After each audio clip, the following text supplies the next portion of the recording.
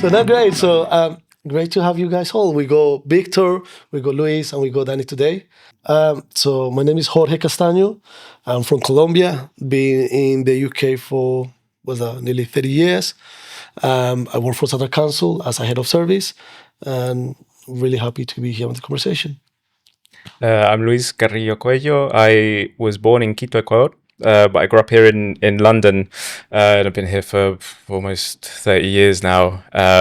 But I grew up in a micro community of Ecuadorians in London and in the southeast. Very lucky to have a community of Latinos all around in Elephant and Castle and Old Kent Road. So I think I've been blessed with community and learning my culture, both sort of nationally and more wider sort of across the Latin American continent. I work in the civil service. I do organising with young Latin Americans as part of Let's Talk Latinx. And likewise, we try to engage with different initiatives that matter to us, and I think that represent our voices. And representation in media is one of the most crucial, I think, sort of pieces of work that we can do as a community. Right. My name is Dany, and I've been here 25 years. I came here when I was 11 years old. I lived in Newcastle, as I told you guys before. I grew up in the Catholic Church. I went to a Catholic school. So I was actually really raised really well by my mom, by my dad. Yeah, what else I can say? Not much, just that. My name is Victor Tellis. I'm Brazilian. I'm 27 years old. I moved to London when I was 17. I've been here for the past 10 years, and I work in an art gallery in Ladbroke Grove, and I work in the maintenance side of things. Great to have a space where the Latin American voices can be heard. And I was just saying just before, behind cameras, the importance of our community actually being visible. I feel that Latin Americans, the majority of Latin Americans in London are actually in Southwark, but we still a hidden community within the borough. And it's not just in Southwark, but other local authorities. But how do we get together as a community to make our voice heard, but also understanding some of the issues and challenges that are happening within the council, and we as a community, how can we engage? So it's great to start this conversation. And today we are going to be talking about the campaign of Standing With Her, which is a campaign of preventing violence against girls and women. And it would be interesting because we were discussing, all of us have been in the UK for a number of years and more than others. And I think most of us came, we were quite young. And it's understanding that culture clash, could be said. Yeah. And in terms of how violence against women and girls, unfortunately, is around the world. But when I grew up in Latin America, in Colombia, I remember when I was, 5 or 6, reflecting on that, it was normalized. Mm-hmm. And as I grew up, I'm like, how was that allowed? We have gone a long way, but there's quite a lot that we need to do to make sure that girls and women feel safe. So I think just as an icebreaker, I wanted to ask you if there's a man or a role model that have a positive influence in your life. Maybe we'll start with you, Victor. Yes. So with me, my father moved away from home when I was very young. So for the most part of my life, I was raised by my grandfather. My grandfather raised another, if I'm not mistaken, I've got another 8 or 7 aunts. So with him in the house and looking up to him, he taught me values of being a respectable man, caring for people around me, and then cherishing those I love. So my grandfather for me is that role model. Thank you.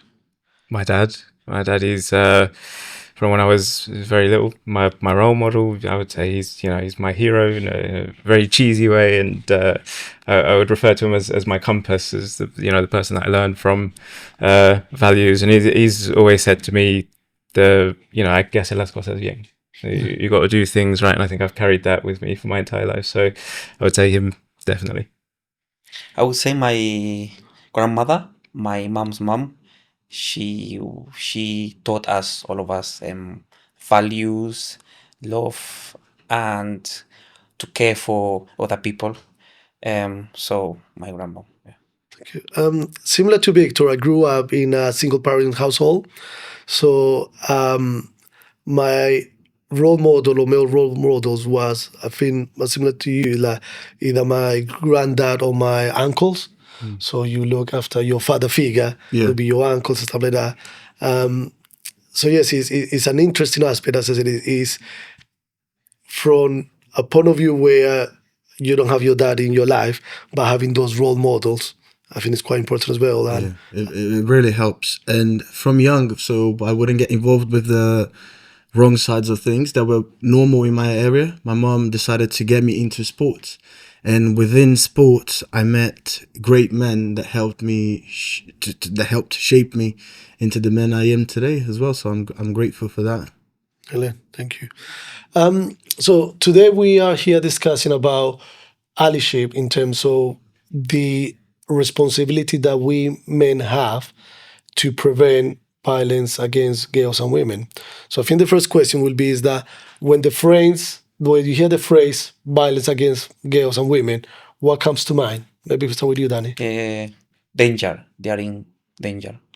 That's what comes into my mind. Danger that something might happen to them. Me, I think it's quite complex. I think about, not just physical violence, there's mental, economic violence that I think are baked into the structures of our society and our culture as well. I mean, we're talking about how culture plays a part, I think, in reinforcing structures where there are prescriptive gender roles. So yeah, I tend to think bigger picture when we talk about violence on women and girls. I think it's not just a very sort of narrow or specific view that you can have on it. Yes, it's physical, but there's also mental and economic aspects that I think are very important that often get missed in conversation. Yeah, I agree with him. Because when we tend to talk about violence against women, we tend to think only physical, but we forget the mental, which is more damaging in the long term than sometimes even the physical aspect of it. So whenever I hear of it, and it somewhat enrages me to the point of how can you, as a man, biologically most of the times is stronger, do something like that when someone is trusting you with most of the times their life, because most of the violence against women are done inside their own house. So it's interesting all the points, because I totally agree with you guys in terms of violence is not just the physical violence, and sometimes that's the last bit before all of the other emotional, financial, and so on, and that physical action is the last bit of it, and unfortunately, women have died after suffering long periods of domestic abuse, violence across the family, and so on. So totally agree. The violence is not just the physical, but also is the verbal, financial, emotional of it. In terms of we having this discussion, and hopefully that we feel comfortable having these discussions, and hence why you're here. But within your communities, do you feel these type of discussions are easy to have, both on your male group and female groups? Do you find it easy to talk about this topic? Within the Brazilian community, I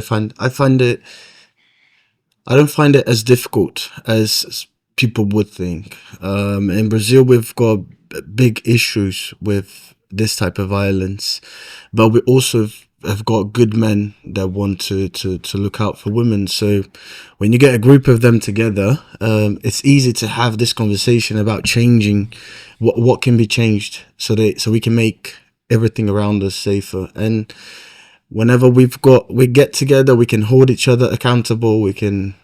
So it becomes a topic that everyone will feel like they need to have a say, because everyone came from a woman. No one wants to see their mom getting suffering violence. So to some point it's easy, but it depends as well when the way you say things to certain people, some people might take it the wrong way. They might think you're trying to play them. So it on the people around you, I think I'm very confident talking to them about this type of stuff. Really good to hear. What about you, Dany? Depends on the moment, the situation, like, for example, I remember having this conversation long time ago when I went to a Catholic church, and they were talking about all of this women and girls violence and that, and everyone got together, everyone listened, but then when it's all finished, everyone went down and they just forgot about it. So it's really having it, like, wherever you are, like, even if you're in church or if you go outside, always keep in mind, about this particular subject, because it's very important for you to know this, because it could be your mom, could be your auntie, could be your cousin, could be your sister. I have a sister as well, two young sister, so I really, really think about this a lot, because it's gonna help me, and I'm gonna help my sister or my friends. I have some girlfriends, female friends. I could help them, or they could help other women as well. So it's about just keeping it, keep having this conversation. I think regularly. Yeah. I think having conversations is easy. The hard bit is changing behaviors, is changing the way that people think, is changing the way that you think, and the patterns that you're used to. I think that's probably the biggest challenge. I've never experienced a problem with bringing up this as a topic of discussion. I think what, like I said, is the bigger challenge, is that culturally, I think gender prescriptive roles are baked in, and those kind of underpin, I guess, like a certain form of entitlement that is a significant cause of violence against women and girls. Changing patterns of behavior, even if they're not damaging sort of to the people around you, but they reinforce the practices, gender roles, or sort of male entitlement. Those are the things that I find are much more challenging to do beyond conversations within communities, within groups of men, even having these kind of conversations and trying to understand. Okay, well, we grew up. And I'm going to paint with broad strokes, I think, here, because it's important to understand the bigger picture. But we grew up in quite a conservative, nominally Catholic, very gender prescriptive culture that sets very defined expectations of gender roles that come from affect the very small things in life, the division of labor within households, chores, to child rearing, to then careers and income and that kind of stuff. Changing people's ways of thinking around those subjects, that I think is the more difficult conversation.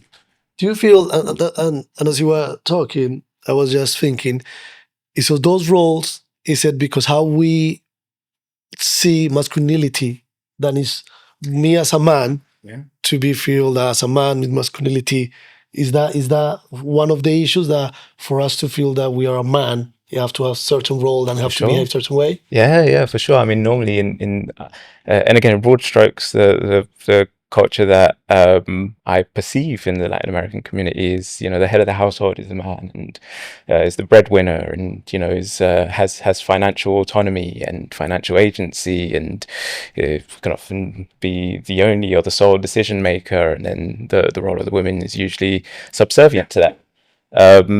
And I've seen, when those roles are reversed, people are at the butt end of jokes about not being man enough. So I definitely think that's you see that throughout the community. So saying is that having conversation could be the easy part of actually taking action. Have any of you have an experience where you have witnessed something, either violence, physical violence, or non-physical, or behaviors that are misogynist and they will lead to violence. Have you experienced what has been your experience in the group of friends of the community, as we're talking about Latin American community? So, recently, not recently, 2 years ago, there was a case at work where one guy used to joke a lot to another girl about sexual type jokes, harassment, and being very misogynistic. And we used to come to him and say, it's not cool. Stop, you're going to have problems. But for him, it was all a joke. He was a star at work. He was a high achiever. The managers all like the everything that he brought to the company. And it got to the point where he felt the need to go and touch this woman's breasts. And it became a difficult situation because everyone else around him wanted to do something. And to some extent, it became a point where the girl had to, you actually need to help me, or how can I do something? And then that's when we decided to go through the legal ways. Because if we just act on impulse, we do something we're going to regret later. So we went to HR because she was scared to go. Me and another colleague, we went to the managers, we went to HR, and we told them, it's either you guys deal with it or we're going to call the police. And he ended up that the company management and HR, they dealt with him. He was fired instantly, and he went along like this. And it's the little type of stuff that if we left it to her and she said, oh, I'm scared to go, because if I go and I say something and he comes at me on the road where there's no one watching, is even worse. So, and those type of stuff we can't miss. We can't just say, oh, you're being silly. You should. But most of the times the fear will speak louder, and that's when I think we as men need to step in and do the right thing. So it's interesting because of that example, and we were saying before, sometimes physical is the later part of it. But the example that you were giving is that those subtle jokes, those banters and stuff like that, because if I understood you right, because he was allowed to continue with that behavior, it came to a point that he felt that he can actually physically touch a woman. So is how do we stop that from ever happening? So I think that was quite a good example of what we were saying. It's not just about physical. It's all of those subtle jokes, subtle stuff. Yeah. Have you ever had an experience where you have witnessed a behavior that is being violence? Not really, but maybe if it happened, maybe if I see it once, maybe I would tell you how to act on it. For example, I haven't told you I work as a security officer, so they teach us like how to say, for example, there's a word that the police have: say it, see it, say it, sort it. So if you see it, you say it, and then it's gonna be sorted. Yeah. So these type of things like we learn as a security officer as well. So if you see anything wrong with any particular situation, whether it's women violence or any other type of thing, then you report it, as he mentioned before. So whatever situation you are, you just report it, and then that's it. What about you, Luis? Yeah, I mean, I can think about growing up as a young man in Southeast London. You know, you often reproduce what you consume in the media, what you consume in your cultures, and you think about the hypersexualization of women and within groups of young men and within your friends. You know, in school, you'd often reproduce that, the hypersexualization, the sexualization of women, the objectification. We were speaking about that before, you know, objectifying and calling people out, you know. I think again the bigger problem here is about accountability, and our sort of role in that is to be accountable amongst ourselves. So not how can we, I guess, solutionize for women and I don't know, lead women to a promised land. It's how do we hold ourselves accountable? How do we have these conversations and pull people up? And it's harder to do when it's like a group of your own friends or it's like your family. But how do you have these conversations? You pull people up and you go, you know, that's not on. That's not good enough. That's you know, we have to be thinking in different ways that doesn't sort of default to the objectification or the hypersexualization of women. So I think that's all around us. I think that's baked into society. I think that's baked into the media that we consume. And undoing that is an ongoing process. I think one of accountability. So it's interesting. Preparing for this, I was reflecting of groups of friends that through WhatsApp or people that you hang around, but they're not like that close friends with you, but just acquaintances, stuff like that. And where sometimes there are comments, jokes that are on the group or stuff like that, and like sometimes those comments like it should be called out. And I feel that sometimes you don't do is like it's gonna create a bigger problem, or it's like I'm gonna be seen as the person the outside of the group. Do you ever feel that, or why do you feel men cannot speak up when there's certain behaviors happening? What do you feel is stopping us for every time there's a behavior that is going to contribute towards violence or whatever way we want to see it, or is misogyny? What do you feel is that is stopping us that every single time we say, hold on, that's not acceptable? Should we start with you, Dany, this time? I'm not actually know to the answer really. But do you mean if we see something happening, how can we not just stop it? not just seeing violence at the moment, but behaviors, Yeah. those jokes that happen in WhatsApp groups. Yeah. If you play squash, badminton, tennis, when you're playing with your friend and they're just making a joke that Yeah. is not just out of tone, but is not even borderline, it's totally misogynist. Why do we don't always call up? Because I feel that that's one of the issues that we have right now and why we have the discussion. If every time someone call that behavior up, people will start doing it, but we're not doing it frequently enough, I feel. Okay. Well, it depends on depends how we act on it. Depends if we, for example, some people they are not bothered to say it, or they are scared to say it, or they don't feel good if they say it. For example, you know what I mean? Yeah. So it's very difficult. It's not easy because some people they don't feel comfortable saying it, even though they saw the behavior.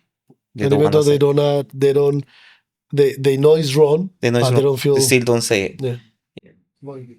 I think there's a couple of things from a bigger picture. We're just so used to male entitlement that is you know, if you grow up looking at that, nobody calls other people out, and it's what happens. We're just so used to experiencing this that it becomes like a default to just laugh it off or to brush it aside, you know.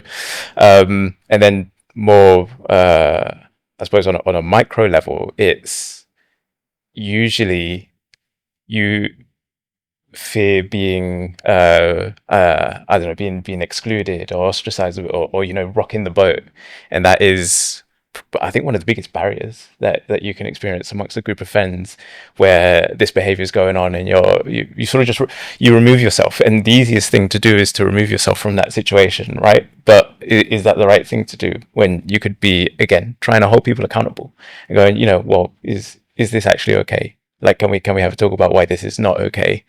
Fear is a big part, I think, in stopping people from having these conversations, from holding other people accountable, and from having of making progress, I suppose, in just introducing this dialogue in social circles. Yeah, I agree with him. I think it's the fear of being excluded of certain social circles, and I think that when you're raised with someone and obviously you will start to think, well, as you grow older, you make up your own mind, and that person will make up their own mind. But at some point you're like, I like this guy, I want him close to me.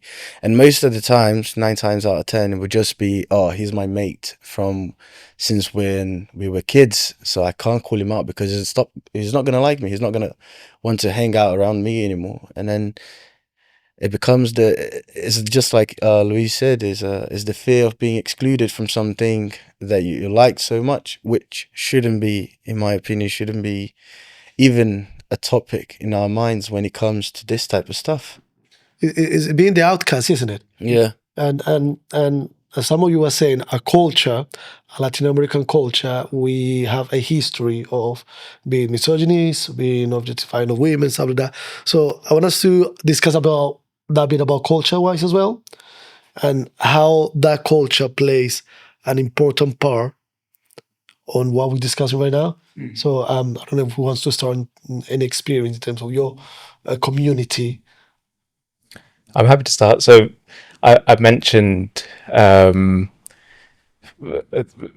very defined gender expectation or a gender prescriptive kind of culture, where to be a man is defined in a particular way, and it's defined as, again, being a breadwinner, having economic agency and economic autonomy, and having your needs met and catered for, and it reinforces this entitlement. I feel like this like a machismo culture, right?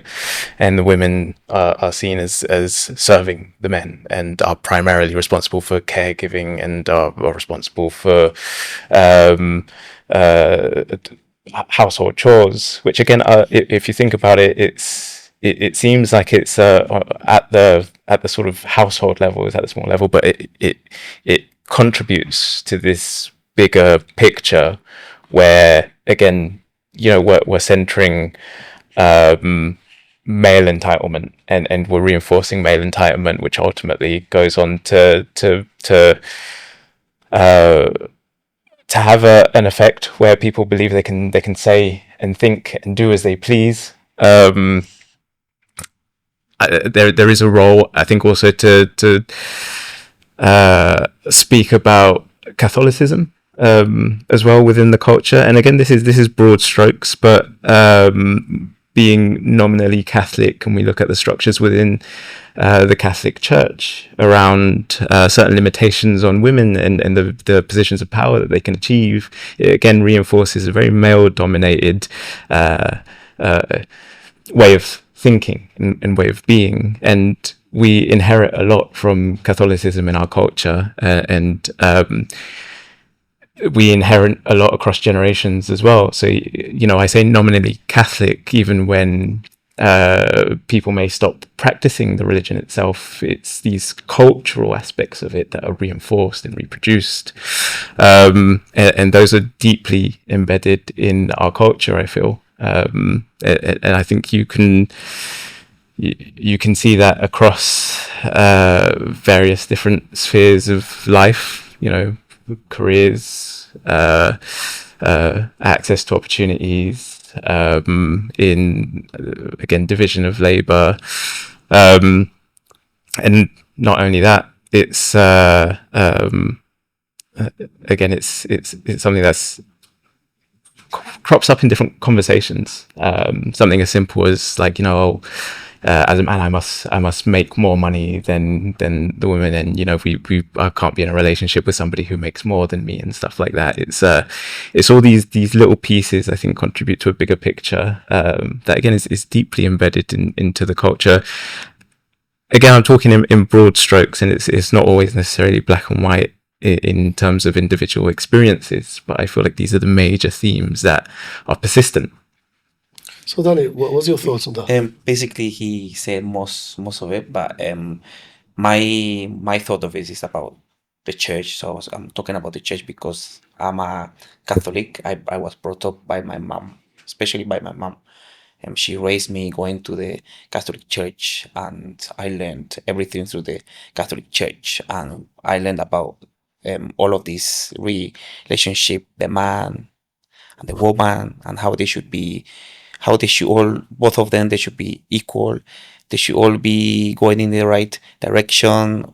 or should be earning the same amount or not, like things like that, and how the children should be raised, when they have the children, when they get married, and all of this stuff is what I learned. So it's basically all in one, like both the male and the female being one.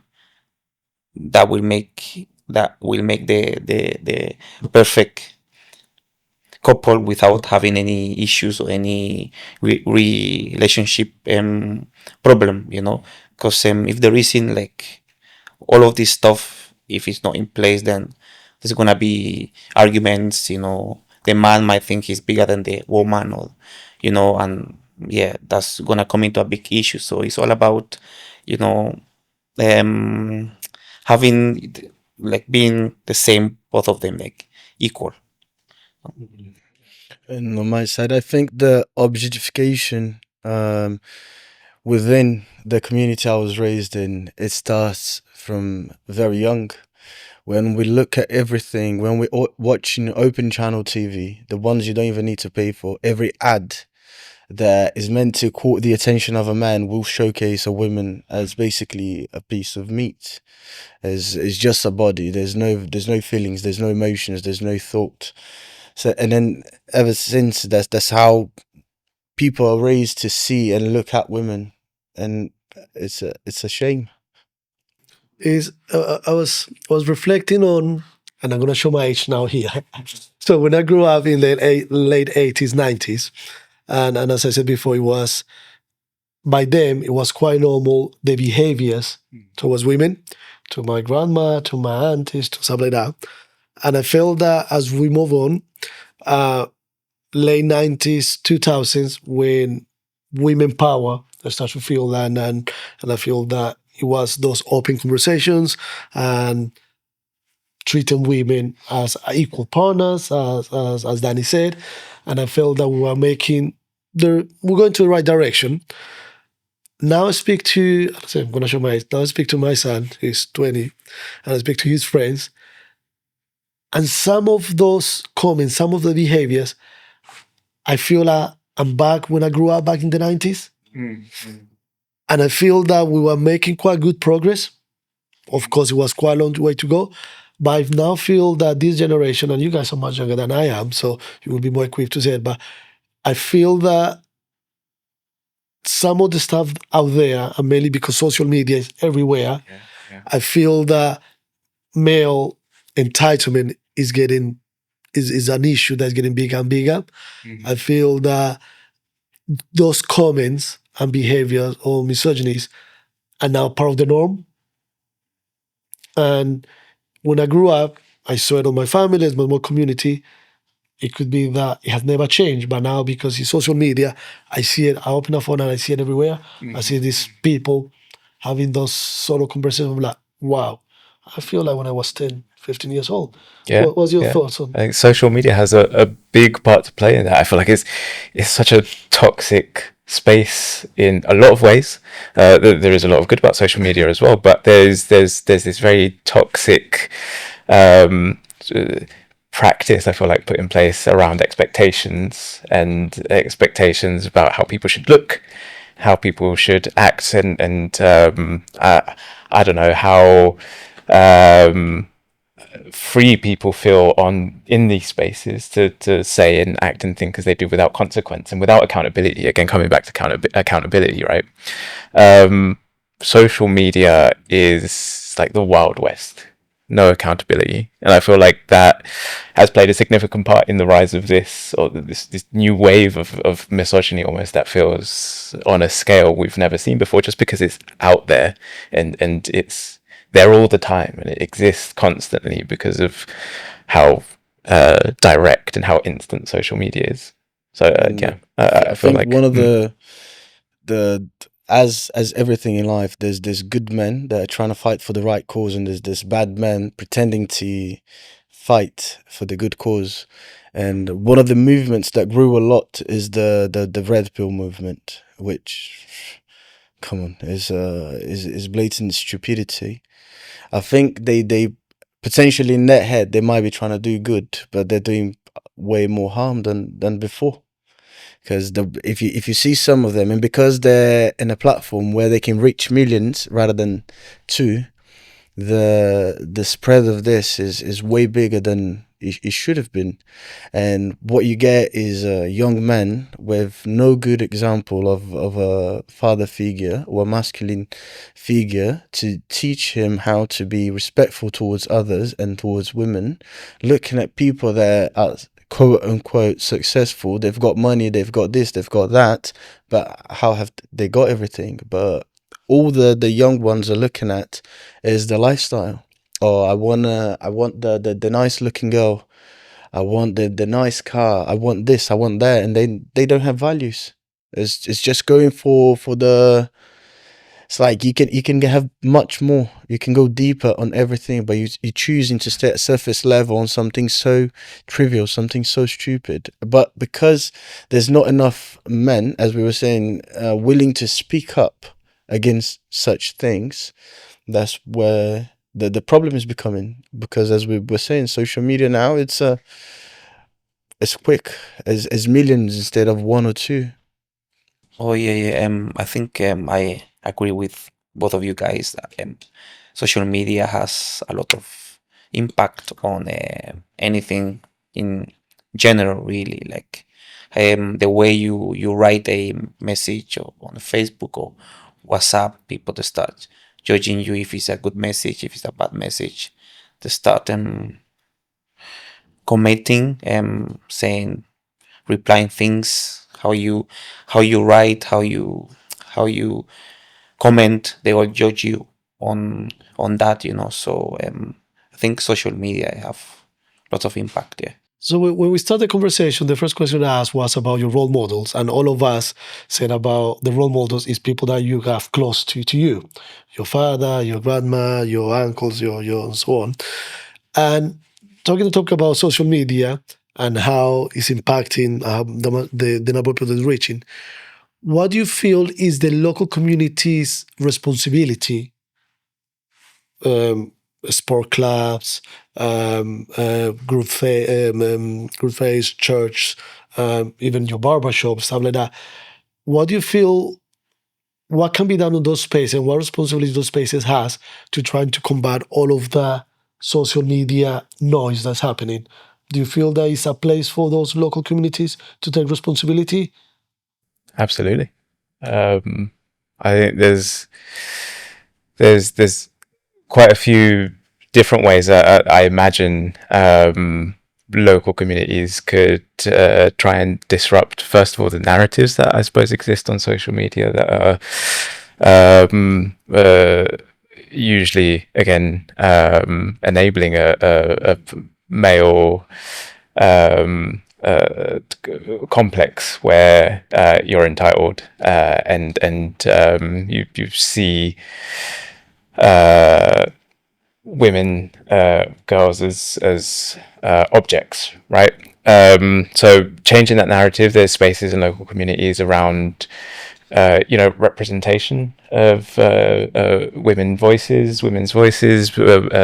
positions of leadership and power, and then there's a lot that local communities could be doing to spread awareness, I suppose, to hold people accountable. Facilitating conversations is actually, I found, both an easy and a difficult thing to do. It's easy enough to set up a space and try and get people to come to it, but then actually navigating those conversations once people are there is perhaps the most difficult part. But I feel like that is key, bringing people together, sitting down and raising awareness about not just, I suppose, the impact of social media, but also how we could be doing a better job of holding ourselves accountable and holding other people accountable for the expectations that we have or that are baked into the culture. So there's a lot of space. I think there's a lot of room for us to talk about these things, for more representation, for better representation, for greater awareness as well. So I think Southwark Council or the whole council in the UK or in London, think they need to create more group activities for adults, children, and that and it will help them up to help them to all of this and talk about all of this subject, and it will help them, especially the parents, the mom, the dad, it will help them. So having a lot of group activities will help the whole community. It's all about enabling those discussions. Yes. Isn't it? Yeah. I was about to say that if within the communities where it's people that come, because I can't talk about your background because I'm not from Ecuador, but when it's people from the same place, when we were raised the same, we've got the same culture, it becomes easier to challenge those behaviors, and then within the community to create a safe space for women, for children, to come and speak up against it, for men to come up and speak against it. It makes it all easier for everyone. It makes it better. I think so. Just to finish off the point, I think a lot of it is sort of broader outcome of trying to change patterns of behavior and ways of thinking, which can be again calling out how we see the division of labor in households, and how that's passed along across generations. It could be about providing ample space and opportunities for career discussions, for women to progress equitably as well, and not sort of center, I guess, like the male experience as breadwinner or as a person who would go off and progress in their careers, whilst women are at home doing the childcare or other practices, I suppose, that again limit financial autonomy and financial agency. So there's a lot of space to question these patterns that we've grown up with and are so accustomed to. So go on. There's something I wanted to say as well, because I haven't mentioned that I should have. It's about mental health as well. Like, for example, we could have, or the council could have, talking therapy for like single mothers or parents, and they could talk about their problems, and it would help them, take all of the fear that they have, So having like mental health group activity or any therapy will also help. And it brings it to. And I was listening, so it brings us to in terms of how do we change the narrative. So what do you think that men can do to change the narrative? Where, as the examples I gave about those roles and the narrative of all different cultures, what can men, not just the four of us, but men in overall, what can we do to change the narrative? I'd say it's just, as Luis has been saying all along, it's a matter of accountability and ownership. I need to own my thoughts and the process, the way I deal with things and how I behave in certain situations. But I need to also hold people around me accountable for their actions, and I need to have people holding me accountable for my actions, because in that way, it's one is sharpening the other, and we move on to a better society. That's my opinion. Oh, say for example, as I said to you before, report it, speak up for yourself. Don't be scared, and just say it. Say everything that you see that you see is very suspicious.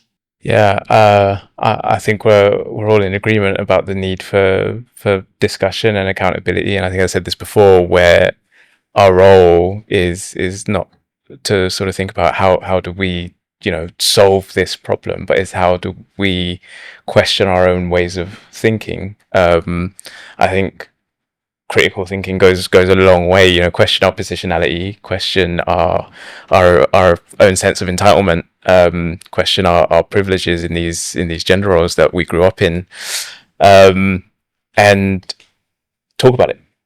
Hold people accountable, which I think is the hardest thing to do, but that is genuinely, I think, our role, and how we fit into a much bigger solution that requires obviously the voices of women at the forefront, and us in this position where we're questioning our roles critically, and our assumptions, and our the way our cultures reinforce behaviors and patterns of behaviors, and the way society at a larger scale than just our cultures reinforce these patterns as well in the media that we consume, or in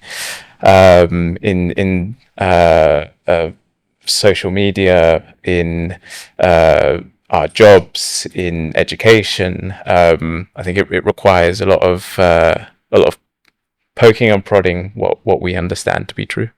So part of this campaign is also to get allies and create allyships to get this campaign, and it's not just for 16 days, but getting it longer.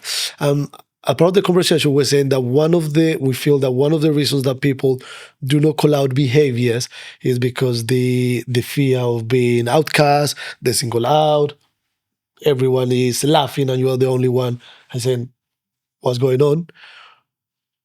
And just thinking about younger men, all of you are quite young, so what can we do to show that allyship should be a strength and not a weakness? Because to have those conversations and to be able to make yourself accountable and someone else accountable, you need to feel that comfortable making it and feel that that's a strength instead of like, I'm the troublemaker. What can we do to support our young men to see allyship as a strength? There's a quote from Marcus Aurelius, I believe, that says, "Don't waste time speaking what a good man should be one." And I think the example of being someone that's respectful, that a kid will look up to, as I'm sure all of us had good men that we looked up to. They will look up to us and say, okay, he's willing to stand on this. He's firm on his belief. This is not something that he just says out of the blue. Is something that, so I think being that kind of person in itself will help the younger generation to look and realize this is actually an something that we need to address and behave properly. And in my way of seeing it, I think it's us that grew up in that, as you were saying, as you were growing up, you could see the behavior the way it was, and now you see it regressing, and you see how it's conflicting with the newer generations. The men like yourself, like Luis, like Dany, we stand up together and we're like, no, this is where we make a stand. This needs to change now. And I think with that, younger kids will look to us or look to the men around them and say, okay, this is what I actually want to be. This is how I want to be. Agreed. Practice what you preach, I think, is a big part of how you start generating this change. Not only that, I think there's a role for teaching younger people across the board to question our own assumptions, and I think there's ample opportunity for us to learn from younger people as well. If they question our assumptions, they question our own positions from newer perspectives. So it goes both ways. No, we not only give them examples, but I think there's plenty to learn from the younger people, the younger generations as well. Yeah, my son questions me a lot. I'm like, yeah, as I said, maybe if you go to Catholic Church or Christian Church or whatever religion you at, I think you're gonna learn in that particular church. But if you practice it more, you're gonna learn more. So it's all about practicing, as he said before. So we said before as well, is like when we're talking about the local communities and the responsibility we have. So as you mentioned, is like that place of faith is a great opportunity to talk about these issues. And for the pastor, for the priest, for the community of Catholicism, Christianism, Protestantism, that's quite big in Latin America, is having those spaces where it's an open conversation. And I think, as Luis said, it's not just talking about it, it's actually reflecting it and being able to challenge ourselves and challenge each other. I think, in my point of view, I think people are going to be more open about it if you are in church And then if you're doing talking therapy as well, people are going to be open about it because you're talking to a professional therapy that will help you whatever problem you are going through. I think these are the two main things that if you really wanna be more open, you go to those two places and you practice. They're gonna teach you how to deal with it, So we a couple of questions ago we were talking about open spaces and being able to have more discussions like this from, and this is a campaign that Southwark is trying to push. But apart from this type of campaigns and publicity and so on, what do you feel Southwark can do to help the community and the Latino community to have these sort of conversations more often? Provide space. I think provide space for it, not just physically, but I mean like from a sort of emotional and I don't know, energy perspective is to facilitate these conversations, to provide space to have these conversations amongst communities, and not just in our silos as well, across communities. I'm sure there are so many interconnecting cross-cultural barriers that exist, and patterns and reinforcements and so on. So I think what Southwark have the ability to do, and it's such a diverse borough as well, is to lend that hand, to bring people together, to bring people to the table and keep having these conversations. Yeah, I agree. With mainly with the thing where you said where we should bring the communities together, not only Brazilian with Brazilian, but we should do a mix. There's a lot of differences that we could learn from each other, but there's a lot of similarities that could be strengthened as well. Yeah, same thing as these two guys said as well. Bring together the community, or maybe bring the Brazilian, the Bolivian, the Ecuadorian, Colombian, just talk about that, and then also we can invite our friends, our family, our brother, our sister, and if they say yes, then why not? We could do more. We could ask the council to do more campaigns like this. I feel like you're reading my notes, Dany, because you bring me to my next point and you slide it all out. So, as ambassadors yourself, and the reason why you're having these conversations, we're asking each ambassador to make a personal pledge, a personal pledge, something that is real and practical, that will promote respect for women. It will challenge harmful behavior, and it will make sure that girls and women feel safe. So if we just have discussion, and I think we're talking about what we're doing right now, but you as an ambassador, what will be your pledge that you will do to ensure that women and girls feel safer?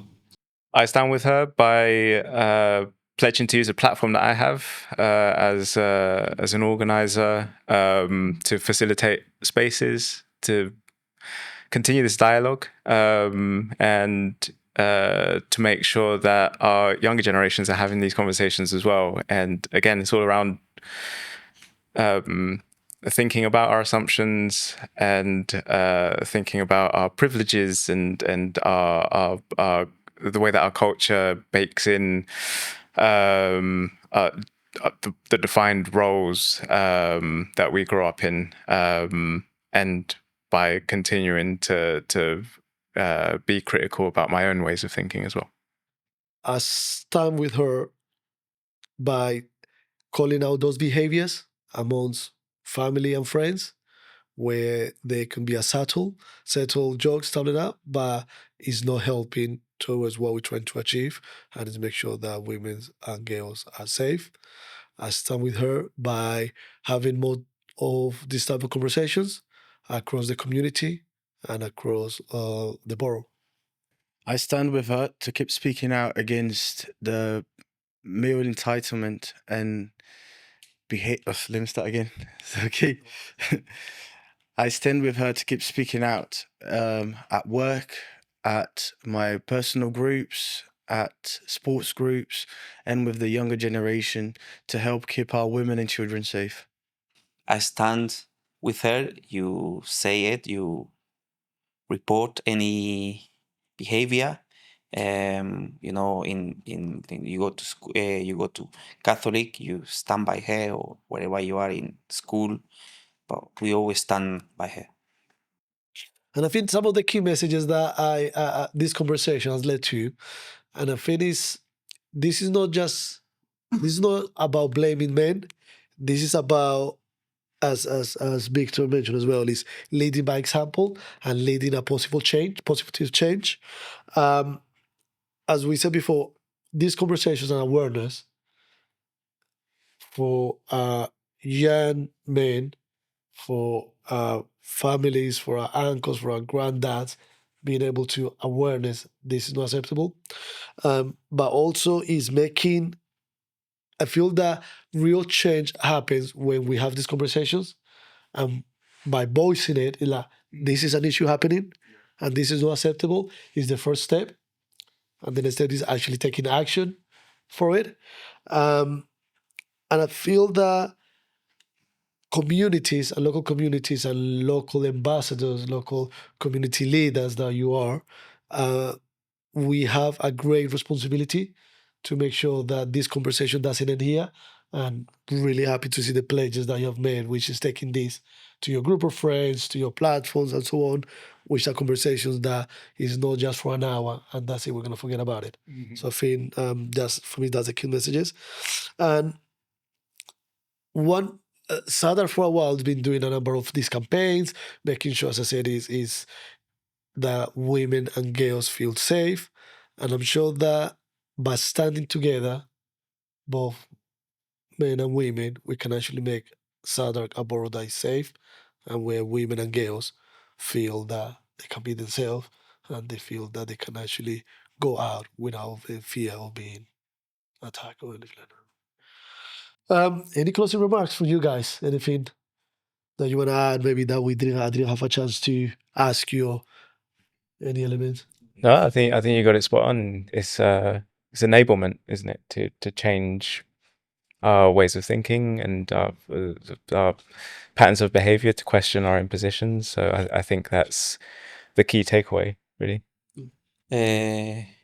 Involve more people, like maybe we can involve the police a little bit, not much.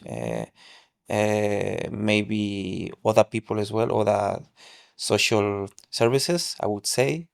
Yeah, that's all. Yeah, I agree with them. Is just being the change we want to see in the world. The world we want is not the world we have, but we can, at least a little bit around us, we can help create this better world, this better place for everyone. Yeah, and I think on that note, I just want to thank you all for taking your time, for being ambassadors, to make sure that we work on those allyship that we mentioned and bring the awareness to the community. Thank you. Great, thank you.